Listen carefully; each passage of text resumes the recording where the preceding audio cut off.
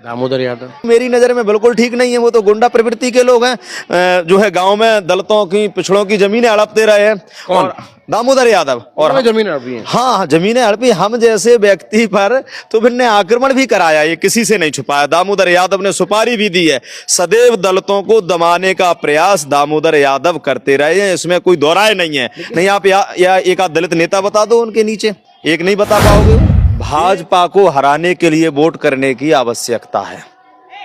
और क्यों आवश्यकता है? क्योंकि पूरा समाज का ये संकल्प रहा है कि जो संविधान का विरोध में खड़ा रहेगा, जो संविधान को खत्म करने के लिए खड़ा रहेगा, उसे हराना चाहिए। यही मानवर साहब कांसीराम की नीति थी और यही माननीय बहन जी की नीति है कि माननीय बहन जी को सर्व समाज पसंद करता है और चंद्रशेखर और दामोदर जातिवादी बात करते हैं। जब वो स्वार्थी किस्म के व्यक्ति हैं, इसीलिए समाज को उनसे सावधान रहना चाहिए। जीत के वादे लंबे चौड़े कोई भी फेंक सकता है, वो लेन में ही नहीं है, वो नोटा से कम में रहेंगे। मैं ये कहना दतिया विधानसभा इस समय एक बड़े निर्णायक स्थिति पर है। दतिया में निर्णय अगर कोई ले सकता है तो वो है अनुसूचित जाति। इनका वोट बैंक सबसे ज्यादा है और उसी समुदाय से राजनीति करते हैं भाई लोकेंद्र नेताजी मेरे साथ मौजूद हैं।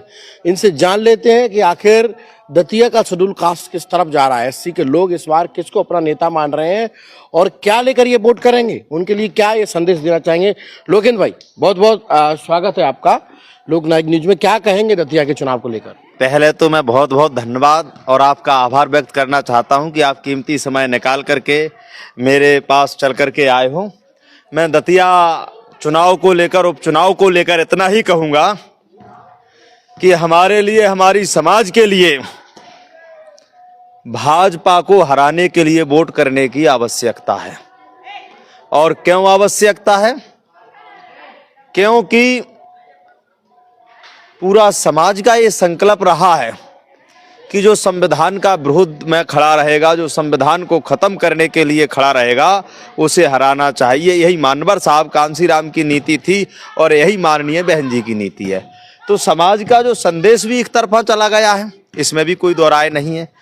हम जगह जगह जाकर के देखें तो आपने भी देखा होगा, हमारा समाज बहुत समझदार समाज है, पढ़ा लिखा समझदार है और समय समय पर निर्णय भी उचित लेता है। तो मुझे तो पूर्ण भरोसा है कि हमारा समाज निर्णय उचित लेगा और उपचुनाव में उसी व्यक्ति को वोट करेगा जो युवाओं के विरुद्ध काम कर रहे हैं, जो बेरोजगार देश को बनाना चाहते हैं, जो देश को लूटना चाहते हैं, उनके विरोध में जो खड़े हैं, उन्हीं के लिए हमारा समाज वोट देगा। ये मुझे 100% विश्वास है। दो लोग हैं, नीला पटका बांधकर आज भाजपा के विरोध की बात कर रहे हैं, एक तरफ वहीं नीला साफा बांधकर दामोदर जीत की बात कर रहे हैं। क्या लगता है वो जीतेंगे, भाजपा हारेगी? देखिए, हमारी समाज बेहद समझदार है और वो ये भी समझते हैं कि नीला पटका बांध करके दिखावटी काम कर रहे हैं। मैं उनके बारे में बता देना चाहता हूं। आपने कहा है दामोदर यादव ने 2023 में ये नीला पटका बांध करके, ओढ़ करके, जो ये पटका नहीं कह सकते, ये समानता का कलर है, स्वाभिमान का कलर है, सम्मान का कलर है, इसको ओढ़ करके दामोदर यादव ने 2023 में सेवड़ा विधानसभा से चुनाव लड़ा। समाज में लंबे चौड़े वादे किए, समाज की रक्षा करने की बात की, लेकिन मैं अच्छे से उन पर अध्ययन कर रहा हूं। एक भी थाने, कचहरी, एसपी, कलेक्टर के पास वो समाज की लड़ाई लड़ने के लिए नहीं गए। दूसरी बात मैं आपको बता दूं, उनने संकल्प लिया कि ये समाज का मुझे वोट पड़ा है, इस समाज का सदैव साथ दूंगा। लेकिन फिर हमने 2024 में देखा वो अपने निजी स्वार्थ के चक्कर में, जबकि उन्हें बात इस रंग की कर रहे हैं, अब वो जिस नेता की बात कर रहे हैं, उस नेता की खातिर उसका प्रचार में जाना था, लेकिन वो अपने नेता के प्रचार में ना जाकर के नकुलनाथ के प्रचार में गए थे। तो इस बात को मैं मानता हूं कि वो स्वार्थी किस्म के व्यक्ति हैं, इसीलिए समाज को उनसे सावधान रहना चाहिए। जीत के वादे लंबे चौड़े कोई भी फेंक सकता है, वो लेन में ही नहीं है, वो नोटा से कम में रहेंगे। मैं ये कहना चाहूंगा कि जो लोग उनको वोट देना चाह रहे हो वो नोटा पे वोट दे। भाजपा कांग्रेस उनको अच्छी नहीं लग रही है तो उनसे बेहतर नोटा रहेगा। क्यों नोटा रहेगा? क्योंकि समाज को एक संदेश और दूंगा। फिर मैं इंदौर लोकसभा क्षेत्र में कांग्रेस के प्रत्याशी ने अपना नामांकन फार्म खींच करके भाजपा को समर्थन दे दिया था। जब उनने भाजपा को समर्थन दिया तो कांग्रेस ने अपील की कि नोटा को वोट करें, और नोटा को वोट करने की अपील की तो कांग्रेस ने जब अपील की नोटा को इतना वोट पड़ा कि लोकतंत्र में आजादी के बाद भारत में पहली बार पहली जगह इतने नोटा को वोट पड़े, इतने कभी भी कहीं पर नहीं पड़े। तो मैं समाज से सीधा कहना चाहूंगा कि जो लोग उनको वोट देना चाहते हैं वो नोटा पे वोट करें, तो ये संदेश तो चला जाएगा कि हमारे मन का प्रत्याशी नहीं था। नोटा पर वोट करने से भाजपा हार जाएगी क्या? फिर तो और आसान हो जाएगा जीतने के अरे लिए। बिल्कुल नहीं, कैसे होगा आसान भाई?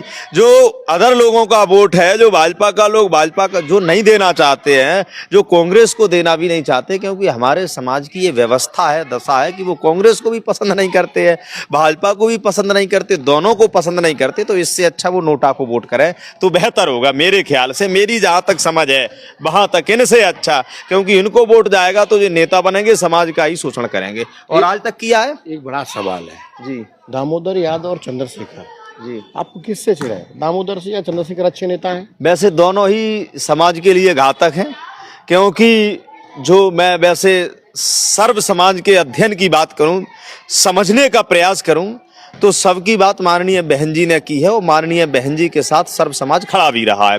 जब सर्व समाज बहन जी के साथ खड़ा रहा है तो सरकार भी बनी, भागीदारी भी दी, मंत्रालय भी चले, ऐसे अम्बेडकर पार्क इतना विशाल बना, आप सबने देखा हो, ऐसे कई सैकड़ों पार्क बने हैं बड़े अच्छे, जो पूरे भारत के अम्बेडकरवादी चंदा कर ले तो ऐसा लखनऊ जैसा पार्क नहीं बना सकते हैं। ये यथार्थ सत्य। तो मैं कहना चाहूंगा कि दोनों लोगों से हानि हुई क्या, कि माननीय बहन जी को सर्व समाज पसंद करता है, और चंद्रशेखर और दामोदर जातिवादी बात करते हैं। जब जातिवादी हम बात करेंगे तो आप बताइए सिंहासन तक कैसे पहुंचेंगे, और जब तक सिंहासन तक नहीं पहुंचेंगे तो फिर हम शोषण के खिलाफ कैसे लड़ेंगे? मान्यवर साहब दमन के लिए आंदोलन भी तो जरूरी है। हाँ, मान्यवर साहब कांसीराम ने कहा था कि मैंने चंद मुगलों को राज करते हुए देखा है, मुट्ठी भर, यही कहते थे कि नहीं, उन पर कभी अत्याचार नहीं होते, उनकी कभी भी बहन बेटियों को नहीं पकड़ा जाता, उनके साथ अन्याय अत्याचार नहीं होता, उनके साथ रेप नहीं होता। क्यों कहा था मान्यवर साहब ने? इसीलिए कहा था कि सत्ता की कुर्सी ही श्रेष्ठ है, वो कुर्सी पर जाने के लिए सर्व समाज की आवश्यकता है। जो संवैधानिक व्यवस्था है उसके अनुसार बहुजन समाज पार्टी काम भी करती है और काम भी कर रही है, और निरंतर माननीय बहन जी निकलती हैं। हम जैसे लोग युवा पार्टी में रहे ना रहे, लेकिन ऐसे युवाओं से एक राष्ट्र के नेतृत्व को हानि होती है, और चंद्रशेखर जैसे व्यक्ति से देश को, बहुजन समाज को हानि हुई है? कैसे हानि नहीं हुई? आप बताइए। 5 व्यक्ति मरे थे। आज आंदोलन कर रहे हैं, प्रोटेस्ट कर रहे हैं नौजवानों के लिए, संसद के बाहर बैठे हैं रात भर पानी बरसात। इसी से तो हानि हुई। 5 लोगों को मरवा करके चंद्रशेखर नेता बना है। माननीय बहन जी सहारनपुर में गई थी, माननीय बहन जी ने स्पष्ट कहा था कि हमें दलितों को और क्षत्रियों को एक साथ रहना, इसलिए सामंजस्य बनाकर रहे। लेकिन चंद्रशेखर को अपन को हीरो बनना था, जातिवादी बनना था, तो 5 लोगों को नेता, 5 लोगों को मरवा करके सांसद बना है। कितने लोगों को और मरवाएगा जब आगे जाएगा? इसीलिए मैं ये मानता हूं कि राजनीति वो नहीं करना चाहिए जिससे किसी की जान चली जाए। भारतीय संविधान में परम पूज्य बाबा साहब अम्बेडकर के अनुसार प्रत्येक सर की उतनी ही कीमत है जितनी कीमत मंत्री विधायक की है। बाबा साहब अम्बेडकर जितनी राजा महाराजा की है। बाबा साहब अम्बेडकर भी कहा करते थे, वन वोट वन वैल्यू। अब ये बताइए कि वन वोट वन वैल्यू में कोई व्यक्ति मारा जाएगा तो फिर उसकी वैल्यू कहां जाएगी? इसलिए दंगा फसाद कराने वाले लोग देश के लिए हानिकारक हैं, समाज के लिए हानिकारक हैं, और परम पूज्य बाबा साहब अम्बेडकर के मिशन के लिए भी हानिकारक हैं। इसलिए दोनों के दोनों व्यक्ति दंगा कराना चाहते हैं। मेरी चिढ़ नहीं है, मैं समाज को वास्तविक बताता हूं कि ऐसी दंगाइयों से समाज के लोगों को सावधान रहना चाहिए। एक सवाल यस नो में जवाब देना है जी। भाजपा प्रत्याशी हैं आशुतोष तिवारी जी, ठीक है या नहीं? मैं उनसे मिला नहीं हूं, मैंने देखा नहीं है। सवाल केवल यस नो में जवाब देना है, ठीक है या नहीं? मेरे ख्याल से तो ठीक नहीं है। जब मेरे लिए ठीक नहीं है, मेरी नजर में ठीक नहीं है, आपने मेरे से पूछा नहीं है ठीक। दूसरे यहाँ से घनश्याम सिंह जी हैं, हाँ, वो व्यक्ति ठीक है या नहीं? उनसे भी नहीं मिला हूं, मेरी नजर में तो बिल्कुल ठीक नहीं है। दामोदर यादव इनसे भी नहीं मिला हूं, मेरी नजर में बिल्कुल ठीक नहीं है। वो तो गुंडा प्रवृत्ति के लोग हैं, जो है गांव में दलितों की, पिछड़ों की जमीनें हड़पते रहे हैं। कौन? और दामोदर यादव। और जमीन हड़पी है। हाँ, जमीनें हड़पी। हम जैसे व्यक्ति पर तो इनने आक्रमण भी कराया, ये किसी से नहीं छुपाया। दामोदर यादव ने सुपारी भी दी है। सदैव दलितों को दबाने का प्रयास दामोदर यादव करते रहे हैं, इसमें कोई दो राय नहीं है। नहीं, आप या एक आध दलित नेता बता दो उनके नीचे, एक नहीं बता पाओगे, वो एक भी नहीं बता पाओगे उनकी पूरी राजनीति में। उनकी सुपारी की कोई एफआईआर है? आप ये कह रहे मैंने एफआईआर कराई थी नहीं, और वीडियो देख लेना, आप वीडियो देख लेना, नहीं जिसको उनने सुपारी दी थी, मेरी कोई लड़ाई बड़ाई नहीं थी, और जिन गुंडों का वो साथ दे रहा है, मंच पर स्वागत कर रहे और उनके भाई बात कर रहे, मिल रहे और चर्चा कर रहे, ये वीडियो भी आई थी, एक वीडियो मैंने डाली थी, मेरी सोशल आईडी पर डली हुई थी। अब वो इतने अंधभक्त हैं, उनकी टीम, उनकी जो है रिश्तेदार परिवार के लोग चर्चा कर रहे थे एक वीडियो में। एक कोई हमारा साथी था पूर्व का मिशन का, भीम आर्मी का, वो हमारी जाति से था, तो वे कर रहे थे एक आमद का चमार है, तो उनके लोग, उनके रिश्तेदार ऐसी बातें कर रहे। वो वीडियो मैंने डाला था, मेरे पास आया था, तो उनकी सोच ही रही है सदैव चमारों का शोषण करना, और शोषण करने के लिए ही वो राजनीति कर रहे हैं।